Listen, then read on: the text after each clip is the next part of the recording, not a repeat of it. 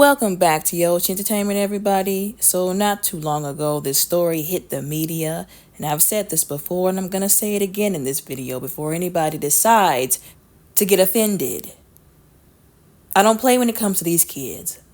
I'm very firmly in the stance that there are some things that should not be done concerning children. There are certain people that should not be around children, and there are many things that children should not be exposed to. Point, period, blank.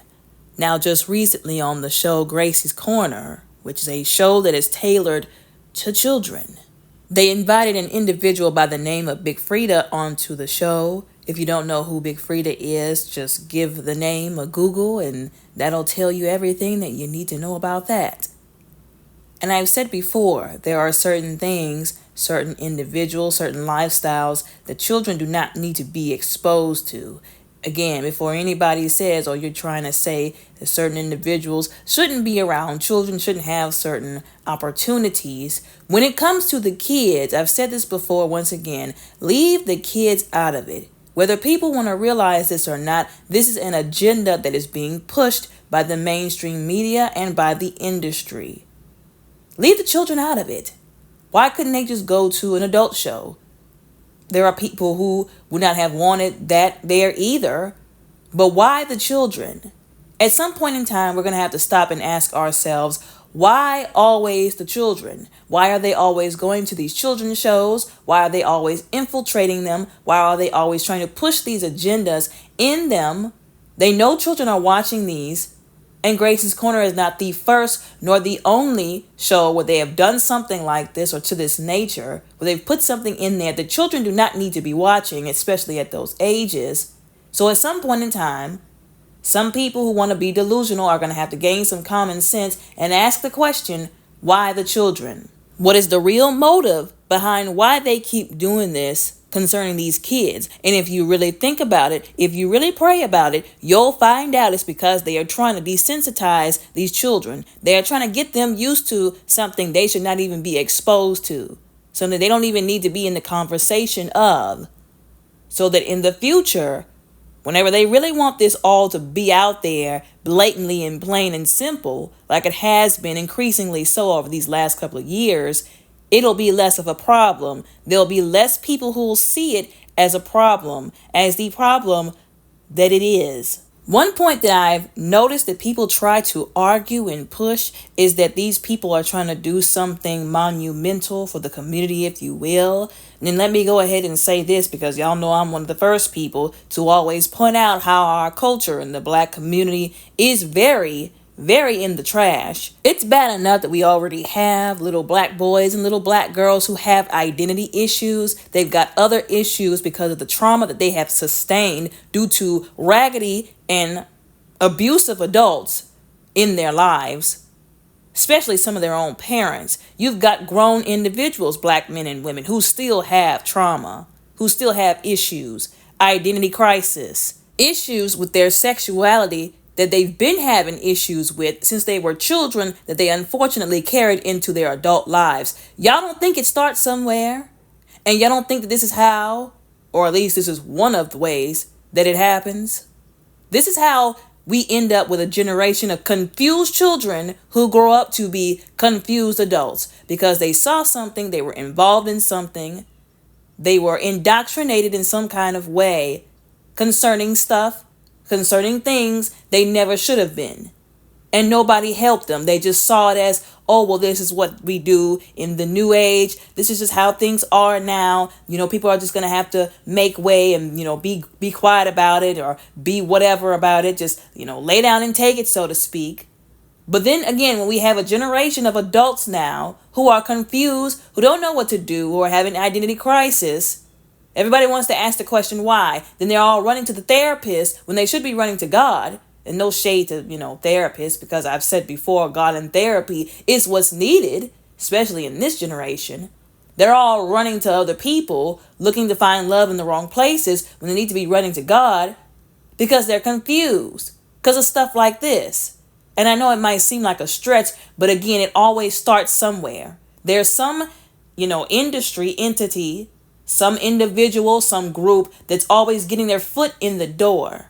And because whoever's responsible for keeping them out of the door won't slam it on their foot until they move it out of the way and instead let them in, like I said, it starts somewhere.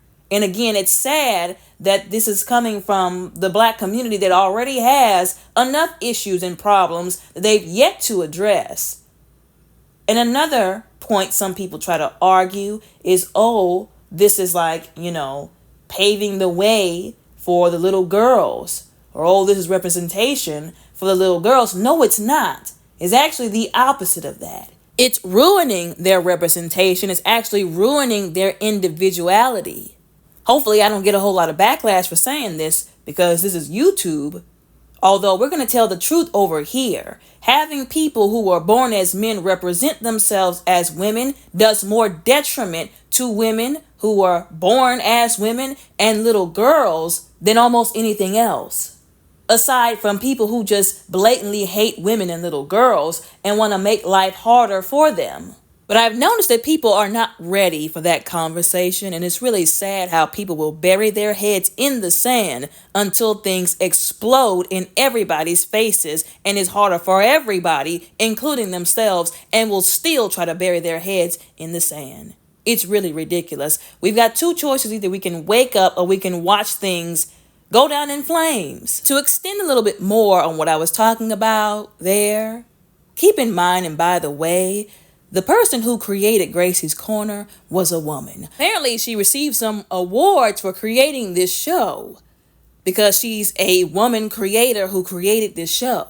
How long do y'all really think, at the rate that we're going with this stuff, how long do y'all really think she's going to be able to maintain those accolades before somebody says, oh, well, I deserve to be labeled a woman creator, a female creator, even though they're not actually a woman? This is what I'm talking about by this is more of a detriment that people don't want to see until it blows up in all of our faces. Now, a lot of people might be feeling like, what does that have to do with anything? I've told y'all before, whenever I see certain situations, I see the issues that can become issues before they become them. And I try to cover every base concerning every issue, every situation. Two other things that I wanted to talk about concerning this particular issue is, one, while people are up here supporting this kind of stuff, thinking, oh, it's representation, like I said before, making it seem like this is some kind of iconic moment, whatnot, if you will. 2 points under that they didn't consider. One, a lot of these people who are pushed in the mainstream media, like I said, y'all know what I'm talking about, who I'm talking about when I say these people, because the algorithm has a problem, I guess, with people calling them out. A lot of people don't realize that these people are only getting this representation. They're only getting pushed in the mainstream media because the industry has an agenda behind them. They don't actually care about these people. They don't care about the things they're going through. They don't care about their own individual issues. They just want to use them to do what they want to do. And these people see it as an opportunity, not knowing that they're just being used. It's convenient for them because they get to do what they want to do. But they don't realize at the end of the day, if they wake up or if they decide, well, maybe I don't want to do this anymore, or maybe there's something I don't really want to do, they are no longer a valuable asset to these people in the industry that's behind them, pushing them. They take one step out of the direction these people want them to go in, they won't be getting the representation, if you will, all the publicity that comes with being yoked up, if you will, with the industry anymore. And the other part underneath that is the fact that some of these people who are hosting them on their channels, on their platforms, may not have a choice. Once again, while people are saying, oh, this is so iconic, this is so nice, they're allowing Gracie's Corner to do this, have y'all ever considered that maybe these people did not want these individuals on a children's show, but had no choice because they were probably told by somebody behind the scenes, you got two choices. Either you can invite them on the show or we're shutting you down. Because at the end of the day, all of these shows, even though they have Black creators behind them, still answer to somebody. Unless you've got your own platform, you've got your own news network that you own, you are the CEO of, you will have to answer to somebody. And if they have an agenda that they're trying to promote, like I keep saying, you're going to either help them promote it, especially if they know you can reach a large audience, especially if you've got the attention of children, You're going to either promote it or they're going to shut you down. But people don't think about this stuff. Like I said, this is another one of those conversations people don't want to have. They don't want to think about, well, maybe these people didn't actually want this person on this child show with children, but didn't have a choice because these people told them you can either do it or you can go. Now, if I was in charge of it, we would just have to pack up and go somewhere, because you're not about to make me promote something that I don't want to promote, that I don't believe in, that's not right to children, first of all. To anybody, for that matter, but to children, I don't think so. We would have to pack up and go. But not everybody has the kind of, thought process that other people do. And the last thing I wanted to point out is that these nursery rhymes, which is something that I just have to point out, first of all, they all have very dark origins. Let's just be honest. I'm sure we all know this by now, or at least most of us do. And if you don't know what I'm talking about, just Google the very many videos that people have actually very nicely put out there talking about the origins of these nursery rhymes. It became very popular actually a few years ago, where people were saying, hey, did you know actually that the origin behind London is falling down, pocket full of posy, you know what it really means, right? Where it really came from? I could go into how promoting things with dark origins gets us into dark places.